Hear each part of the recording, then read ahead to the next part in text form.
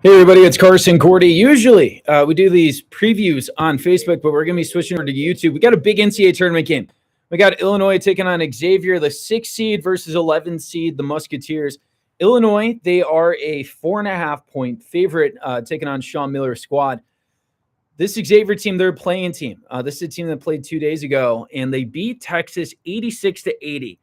That was a game where they were slight favorites, but they were down 13 points. But why Xavier was able to come back is because they got a really old team.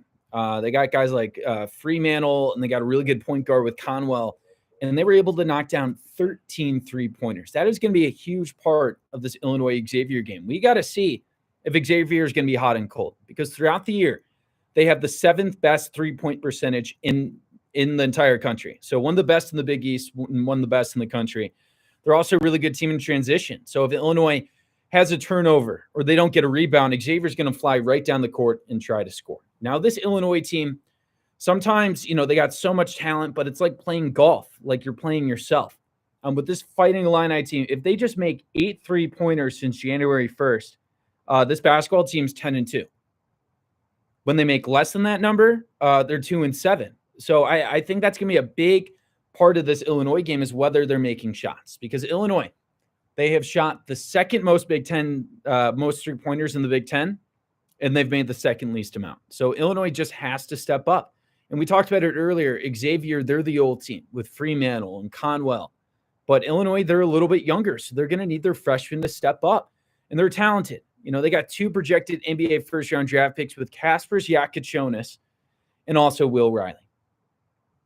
We've seen with Yakichonis, he's struggled recently in the last month, probably not as efficient shooting. We've seen him struggle with a lot more turnovers. There was a game against Iowa in the Big Ten tournament.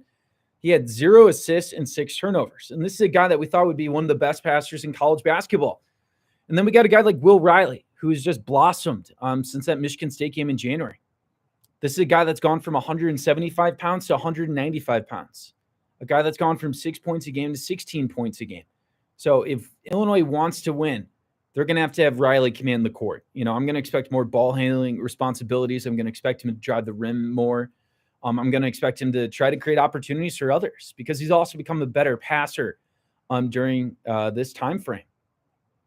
In Illinois, they are a 4.5-point favorite, but if you want to know a fun nugget, and this part's a little bit scary for Illinois fans, actually, since 2010, every single year besides one, a play-in team has advanced to the round of 32.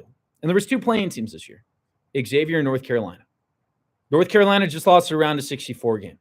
So history says Xavier has a great shot to win this one, because 14 out of 15 years, at least one play-in team has advanced to the round of 32.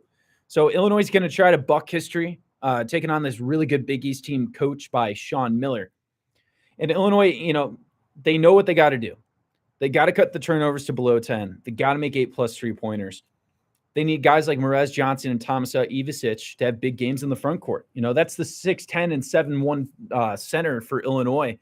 Illinois' got a really good size advantage taking on this Xavier team. Xavier's tallest player is 6'9". So you would think, with a healthy Merez Johnson, with a healthy Tomasa Ivisic, who's no longer dealing with mono, flu, strep throat, purple rolled ankle, you would think that Illinois would have a really good opportunity to probably beat Xavier in the rebounding total, probably like 45-30. If Illinois is able to do that, that means second chance opportunities and also killing other possessions for the Xavier Musketeers. And around the Big Ten, currently the Big Ten is undefeated in this NCAA tournament. Maryland just looked incredible in their game against Grand Canyon. I think they were up by around 40 points. Michigan escaped with another close game. They beat UC San Diego. We saw the Wisconsin Badgers take care of Montana.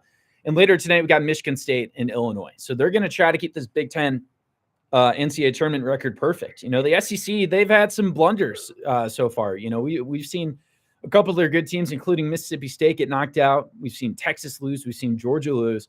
They got 14 bids. The Big Ten got 8.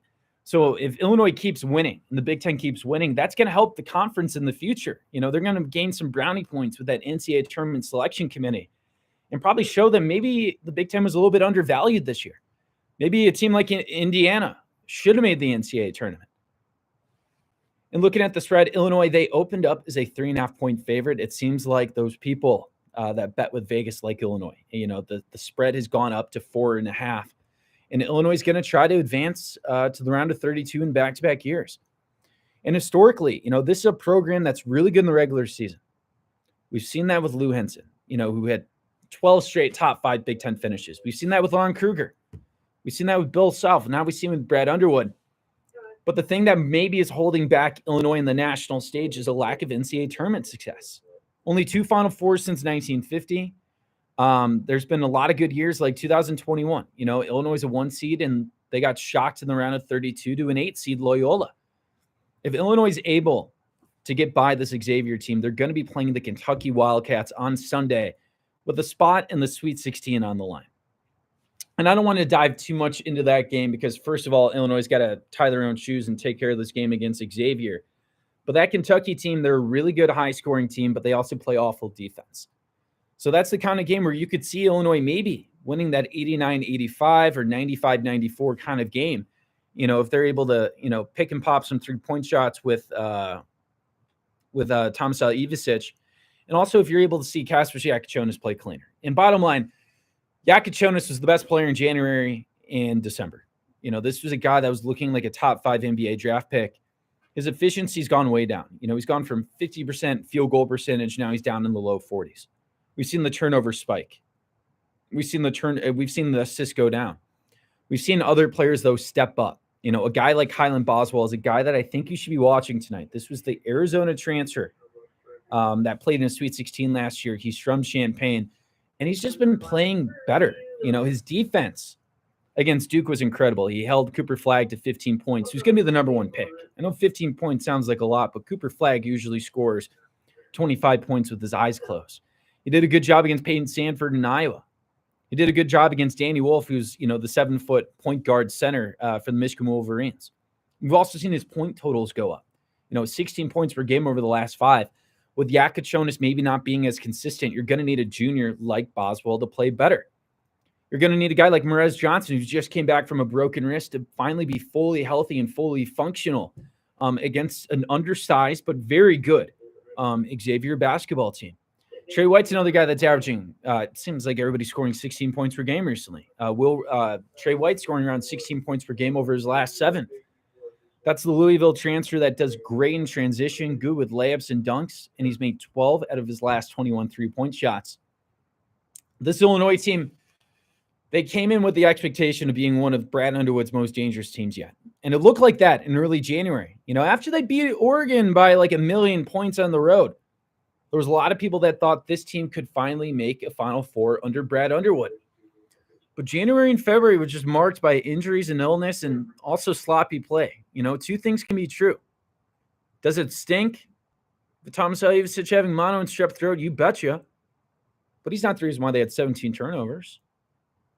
Just not. Illinois just wasn't playing as clean. This was a young and inexperienced team. You hope that they find that Goldilocks formula when they take on Xavier. But this is a team that we've seen, they've been inconsistent. They scored 106 points against Iowa in the Big Ten tournament. They looked incredible.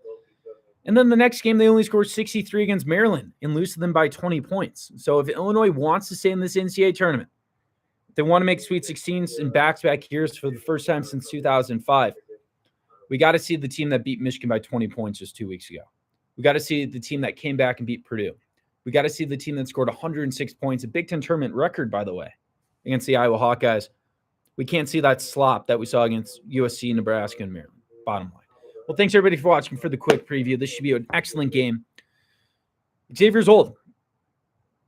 Xavier makes a lot of threes, 7th best in college basketball. So if Illinois wants to stay in it, they need their freshmen to play like NBA lottery picks like they're projected to.